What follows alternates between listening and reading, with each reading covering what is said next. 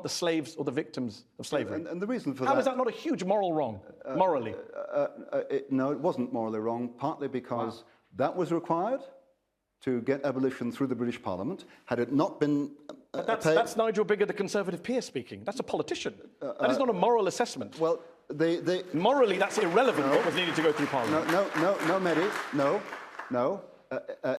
Hey guys, welcome back to the channel. Today I've stumbled across part 2 of this absolutely wild debate where a conservative Oxford professor tries to defend why Britain doesn't owe reparations for slavery, and it goes off the rails in the most spectacular way possible. This man, Nigel Biggar, literally says on camera that compensating slave owners instead of enslaved people wasn't morally wrong because it was politically necessary.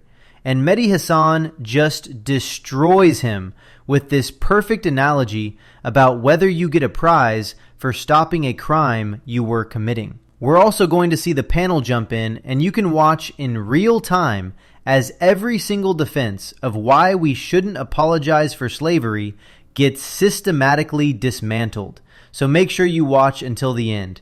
And please comment down below where you're watching from. I really love to see people from all over the world connecting in here. All right, now, let's get into the video. Welcome back to Head to Head on Al Jazeera. My guest tonight is Nigel Biggar, moral theologian, conservative peer, author of the book Reparations, Slavery and the Tyranny of Imaginary Guilt. Nigel, first half we talked about colonialism and empire in your first book, Colonialism and Moral Reckoning. Let's talk about slavery, which you write about in your colonialism book. You also write about in your book this year, Reparations. You've said slavery has come in a variety of forms throughout history. It's existed since time immemorial. You say, quote, "It is obvious that slavery is wrong." But then you go on to say in the same paragraph that there could be good and bad forms of it. Can you tell the audience here what a good form of slavery is? Well, for example, domestic slavery in the Islamic world was a lot less inhumane than chattel slavery on the sugar plantations of the West Indies, as I'm sure you'd agree. And in the Islamic world, some slaves could rise to very high positions of political power. So even though I think all slavery in which human beings are the property of someone else and have no rights whatsoever is wrong for that reason, nevertheless that can take different forms, some of which are a lot less inhumane. So what you meant to say is there are less worse forms. There are no good forms of slavery, because you used the word good and that jumped out to me. As a moral philosopher, you would say there's no such thing as a good slavery. I make perfectly clear I think slavery as such is wrong for the reason I've said. So yes, less worse. By the way, I noticed you mentioned in the book, and you just said a moment ago, Islamic slavery. And yet, throughout the books, both books, I never see you refer to what the British or the Portuguese did as Christian slavery. Why?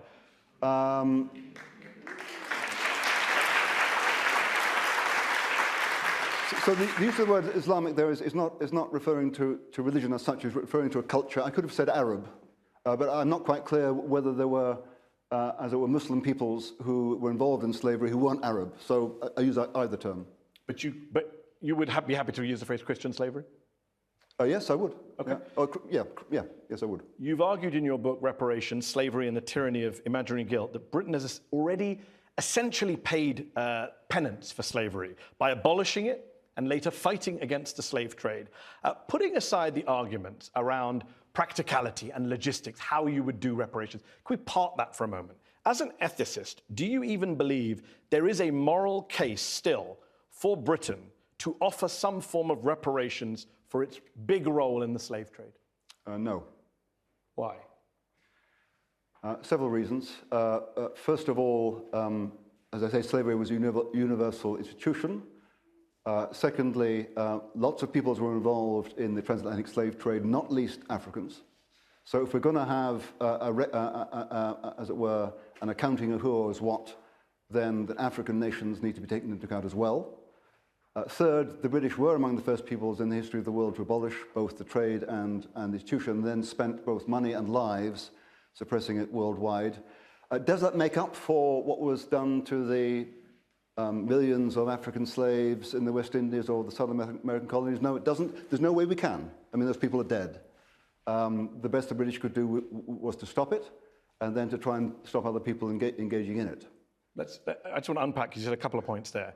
In terms of the African countries, we talked about this in part one. That is whataboutism. From a moral point of view, whether Britain should offer some form of reparations or apology for slavery is irrelevant what other people do. No, it's not. You're responsible for your own actions. No, it's not. Why? It's not. By all means, Britain should acknowledge responsibility for that. So should African countries, and they don't. That's not true. It's a matter of fairness. That's not true. It's a matter of fairness. That's not true. The African Union... Benin... The African Union... Hold on. You said African countries have not. Union, That is factually untrue. Comprising lots of African Well, we're not in the European Union, as people know anymore, so let's forget about unions. The African Union... Well, we're not in the EU. A few weeks ago had said that it plans to submit a bill to Britain for reparations for slavery, when lots of African countries, especially in West Africa, were involved in it. You're not dealing with the central point, which is you said African countries have not apologized or not involved in some form of reparations. Uganda and Benin have both formally apologized. Why can't we follow them and do the same? Apologize. Okay. They filed a formal state apology. Why can't the British government do it? Because we apologised 200 years ago by stopping it and suppressing it. That's not an apology. It's much more than an apology. Nigel, you are a professor. Much more than... I need you to understand how absolutely wild this opening is. Nigel Biggar is a moral theologian at Oxford University, and he wrote in his book that there could be good and bad forms of slavery. Good forms of slavery. Let me say that again. Good forms of slavery. And his explanation is that domestic slavery in the Islamic world was less inhumane than plantation slavery. Okay, but less inhumane is still inhumane. This is like saying being stabbed is a good form of violence compared to being shot. Neither one is good. And this matters because it reveals the entire framework Nigel is operating from. He's not asking, should slavery have existed at all? He's asking which form of slavery was more tolerable. That's not moral philosophy. That's moral relativism at its worst. And then Mehdi catches something incredibly revealing. He points out that throughout both of Nigel's books, he constantly refers to Islamic slavery. Islamic slavery. But he never calls what the British and Portuguese did Christian slavery. And when pressed on this, Nigel tries to say, oh, I was referring to culture, not religion. But that's not how it reads. When you say Islamic slavery over and over, you're connecting that practice to Islam. But when you talk about British slavery, you never connect it to Christianity, even though Christian slaveholders literally used Bible verses to justify owning human beings. This double standard tells you everything about whose history is being protected and whose is being scrutinized. Now we get to the reparations argument, and this is where Nigel uses his favorite trick again, the what-aboutism defense. He says, well, Africans were involved in the slave trade too, so if we're going to have an accounting, African nations need to be included. And yes, some African kingdoms did participate in selling captives to European traders. But here's what that argument conveniently ignores: the scale. The transatlantic slave trade was an industrial system of human trafficking that moved millions of people across an ocean to work them to death on plantations. That's not the same as localized warfare and captivity that existed before Europeans arrived. The demand from European colonial powers is what turned slavery into a massive commercial enterprise. Professor of moral theology, and when I hear you speak, if I went out, if me and all my neighbors killed everyone in the local area, hold on, let me finish my analogy. Let's pretend that I'm your student in class. I'm making my pitch to you as a professor. If me and all my friends killed everyone in the local area, we constantly killed and kidnapped people in the local area, and then I stopped doing it, and I then made all my neighbors stop doing it, you're telling me that any kind of justice for the people I killed or kidnapped, that they've had any kind of accountability, that I've made up for what I did just by stopping doing it. Stopping committing a crime, you don't get a prize for stopping committing a crime. Well, okay. You tell me, where am I wrong? Morally, where am I wrong? I think if you're among the first peoples in the history of the world to stop doing something that is very common, I think you should get some credit for that, especially if it cost you. And I think you should also get credit for spending a century and a half suppressing it from Brazil to New Zealand at cost. Can you make up for what happened to those people then? No, you can't. Can we make up for what happened to the medieval serfs who were exploited, or the early industrial workers who were stolen? No, we can't. Hold on. We did lose people, as you say. You keep mentioning the cost. Several hundred, some say more than 1,000 British sailors were involved in sacrificed their lives and That is undeniably true. 3 million slaves were taken by the British Empire across the Atlantic. 300,000 of them or more died just crossing over the Atlantic. Whatever we did to cancel it out pales into insignificance with the original crime. And when you talk about, we can't do anything about it, they're already dead. Funny that we managed to find 20 million pounds at the time, which was equivalent to 40% of the government budget, to compensate the slave owners. We compensated the slave owners, but not the slaves or the victims of slavery. And the reason for How is that not a huge moral wrong, morally? No, it wasn't morally wrong, partly because that was required to get abolition through the British Parliament. Had it not been that's Nigel Biggar, the Conservative peer speaking. That's a politician. That is not a moral assessment. Well, morally, that's irrelevant what was needed to go through Parliament. No, Mehdi, no. If you want to get slavery abolished, that was the political cost. And if you don't pay that cost, then slavery gets extended. I think that was a morally justifiable political compromise. The other reason for paying compensation to the owners of slaves was to enable sugar plantations to remain viable businesses after abolition. Why? Yes, of course, so that investors could continue to make a profit, but also so that emancipated slaves would have some means of earning a wage. So why can't people today, in the Caribbean, for example, the CARICOM, as you know, the Association of Caribbean States, they're asking for, what their number one request is in their 10-point list of reparations? A formal apology. That costs us nothing. Why can't we do that? Well,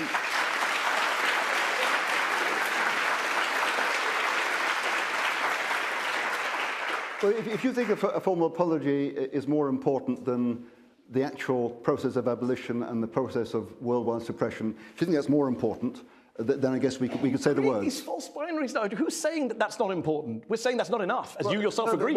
I guess what I'm saying is I think the act was a costly apology. But you want the words added? I'm sure we could add the words. But they haven't. The British government has refused to do that. In fact, it tried to block the... This right here is the moment that should be clipped and shared everywhere because it exposes the entire game. Mehdi creates this perfect analogy. He says, imagine if I killed a bunch of people in my neighborhood, and then I stopped killing people and made all my neighbors stop killing people too. Do I get a prize for that? Do I get credit for stopping a crime that I was committing? And then he turns to Nigel, who's a professor of moral theology at Oxford, and asks him directly, where am I wrong morally?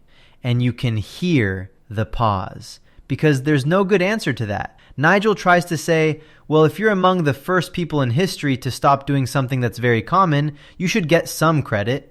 But that's not how justice works. That's not how accountability works. You don't get a medal for eventually deciding that kidnapping and enslaving millions of human beings was wrong, especially when you only stopped because abolitionists forced you to stop after decades of activism. Britain didn't wake up one day and have a moral epiphany. People fought to end slavery. And then comes the absolutely nuclear moment. Mehdi points out that Britain found £20 million to compensate slave owners when slavery was abolished. £20 million, which was 40% of the government budget at the time. They compensated the people who owned other human beings, but gave nothing to the people who had been enslaved. And when Mehdi asks, how is that not a huge moral wrong? Nigel says, and I need you to hear this, he says, no, it wasn't morally wrong. It wasn't morally wrong because it was needed to get abolition through Parliament. This is a moral philosopher saying that compensating slaveholders wasn't morally wrong because it was politically necessary. Do you see what just happened? He abandoned moral philosophy entirely and made a political calculation. Mehdi even calls this out, saying that's a politician speaking. That's not a moral assessment. And he's absolutely right. You can't claim to be doing moral reckoning with empire and then justify paying off slaveholders by saying, well, we had to do it politically. Earlier. Let's go to our panel of experts who are waiting here to come in. Kojo, Nigel says just not possible. It wasn't possible then. It's not possible now. This isn't an issue of morality, or if it is, it's about getting slavery ended. We paid the price to the slave owners. What's wrong with that view? I think that we always try to frame the idea of reparations as though it's an impossibility, when in fact we see it pretty prevalent within both international and transnational justice movements of the current moment. We can look at not just the German reparations paid towards victims of the Holocaust, we can look at the German paying reparations to the victims of the genocide in modern-day Namibia. And we understand the mechanisms that could allow for that ability to transfer resources over time to people who have been the long-term victims. If we could do that with the compensation of the enslavers with the Slave Compensation Act in 1837, which comes after the Emancipation Act in 1834, then we absolutely have the technology to be able to do that in the current day. Lawrence Goldman, do you disagree with that? 3 points. One, in 1832-33, a Whig cabinet had to push for emancipation. And the slaveholders in the Caribbean set the price at 40 million. 40 million was what they wanted. And the Whigs beat them down to 20 million. Now, it was not controversial. If you look at political records, if you look at the correspondence, nobody thought it was controversial at all. That was the price that had to be paid, and the British were prepared. Their government was prepared. Got it. It's a deal. Points It's a 2 and deal. 3. Time is short. Okay. Simply, again, to keep morality out of this, because sometimes you just have to do things which are painful, but not in a moral framework. But secondly, let's think about apologies for a moment, and let me be a moralist for a second. Okay. What would be the validity of an apology by people who've nothing to do with slavery, who live generations after it ended, who live in a multicultural society where tens of millions of us were not even here? What are we apologizing for? Something that we never did. And who are we apologizing to? People who were never slaves. It would be empty. It would have no significance. It would destroy the idea of an apology. It's a very common and strong argument. I'm going to interrupt you before we get to point 3 and say, Kojo, do you want to respond to that point?